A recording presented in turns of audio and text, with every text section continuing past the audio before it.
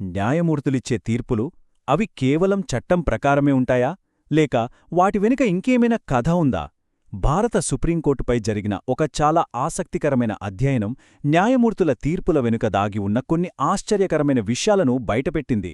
వాటి గురించే ఈరోజు మనం లోతుగా తెలుసుకోబోతున్నాం. సరే, ఇప్పుడు అసలు విషయానికి వద్దాం.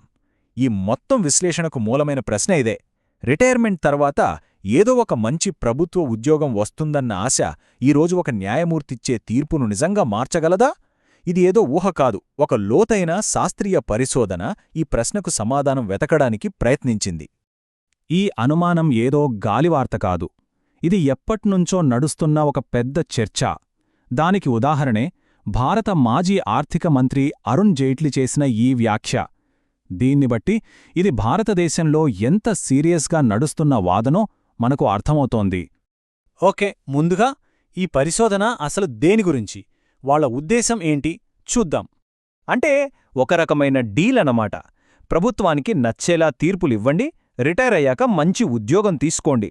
Singapore management university of Portsmouth పరిశోధకులు సరిగ్గా ఈ ఆరోపణ మీదే దృష్టి పెట్టారు. ఇందులో నిజమెంతోందో తేల్చాలనుకున్నారు. ఈ పెద్ద సమస్యని అర్థం చేసుకోవడానికి వాళ్లు దీన్ని రెండు చిన్న ప్రశ్నలుగా విడగొట్టారు. మొదటిది, ప్రభుత్వాన్ని మెప్పించే అవకాశమున్న న్యాయమూర్తులు నిజంగా ప్రభుత్వానికి అనుకూలంగా తీర్పులిస్తున్నారా? రెండోది, ఒకవేళ అలా ఇస్తే ఆ తర్వాత ప్రభుత్వం వాళ్లకి ప్రతిఫలంగా ఉద్యోగాలిస్తోందా? ఈ రెండు ప్రశ్నలకి సమాధానాలు వెతుకుదాం. అయితే ఇక్కడే ఒక పెద్ద చిక్కుంది. ఇంత సెన్సిటివ్ విషయాన్ని, అది సుప్రీంకోర్టు జడ్జీల గురించి శాస్త్రీయంగా అధ్యయనం చేయటం ఎలా సాధ్యం?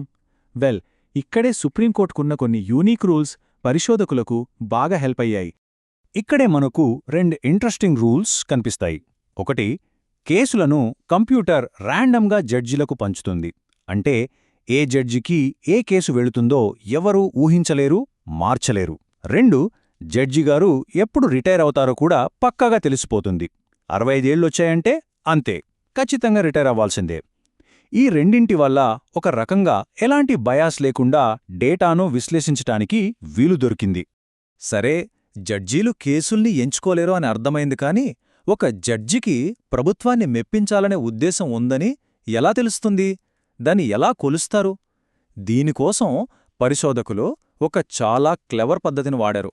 దీన్నే పరిశోధకులు జ్యుడీషియల్ పాండరింగ్ అని పిలిచారు. సింపుల్గా చెప్పాలంటే చట్టం కంటే కెరీర్కి ఎక్కువ ప్రాధాన్యత ఇవ్వడమన్నమాట.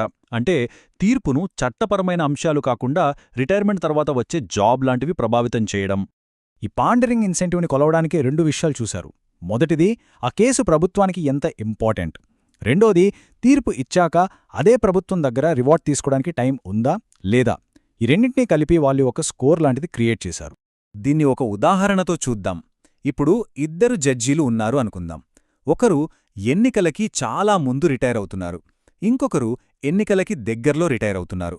ఇప్పుడు ఆలోచించండి, మొదటి జడ్జి ప్రభుత్వానికి అనుకూలంగా తీర్పిస్తే రివార్డ్ తీసుకోవడానికి అదే ప్రభుత్వానికి చాలా టైం ఉంటుంది. సో అతనికి హై ఇన్సెంటివ్ ఉన్నట్టు. రెండో జడ్జికి ఆ అవకాశం చాలా తక్కువ. మరి ఎక్కువ తక్కువ అని ఎలా డిసైడ్ చేస్తారు? ఇక్కడే వాళ్లకి ఒక ముఖ్యమైన డేటా పాయింట్ దొరికింది. రిటైర్ అయిన తర్వాత ప్రభుత్వ ఉద్యోగం రావడానికి ఏవరేజ్గా 47 వారాలు పడుతోందట.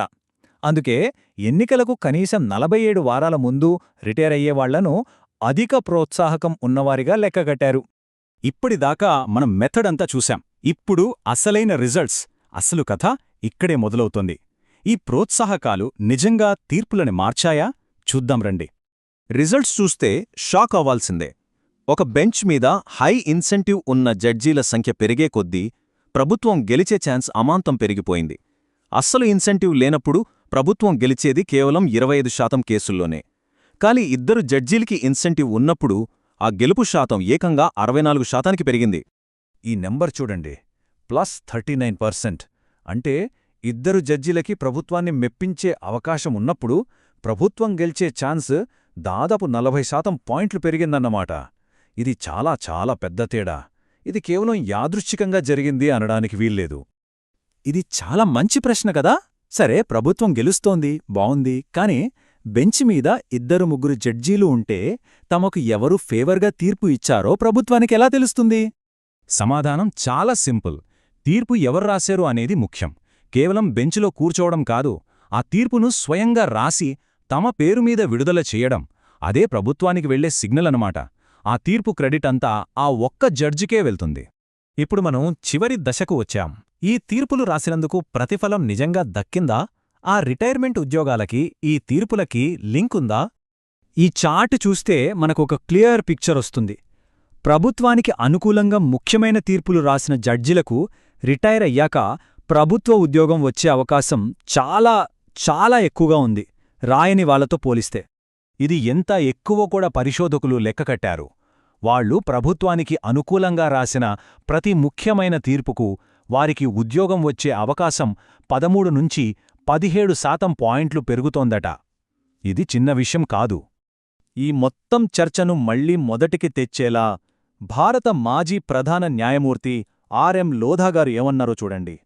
ఈ పరిశోధన కేవలం అక్షరాలకే పరిమితం కాదు, నిజ జీవితంలో దీని ప్రాముఖ్యత ఎంతుందో ఈ మాటలు మనకు గుర్తుచేస్తాయి.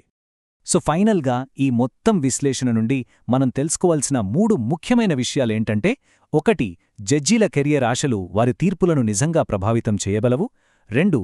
ముఖ్యంగా ప్రభుత్వానికి చాలా ముఖ్యమైన కేసులలో ఇది ఎక్కువగా కనిపిస్తుంది. ఇక 3వది, ఈ ప్రవర్తనకు స్పష్టమైన ప్రతిఫలం కూడా దక్కుతోంది. చివరిగా ఒక ప్రశ్న. ఈ అధ్యయనం చెప్పేది కేవలం భారతదేశ సుప్రీంకోర్టు గురించేనా? లేక ప్రపంచంలో ఎక్కడైనా సరే న్యాయస్థానాలనేవి మనుషులతో నడిచేవే అని, ప్రోత్సాహకాలు న్యాయాన్ని కూడా ప్రభావితం చెయ్యగలవనే ఒక పెద్ద నిజాన్ని మన ముందు ఉంచుతోందా? దీని గురించి ఆలోచించాలి.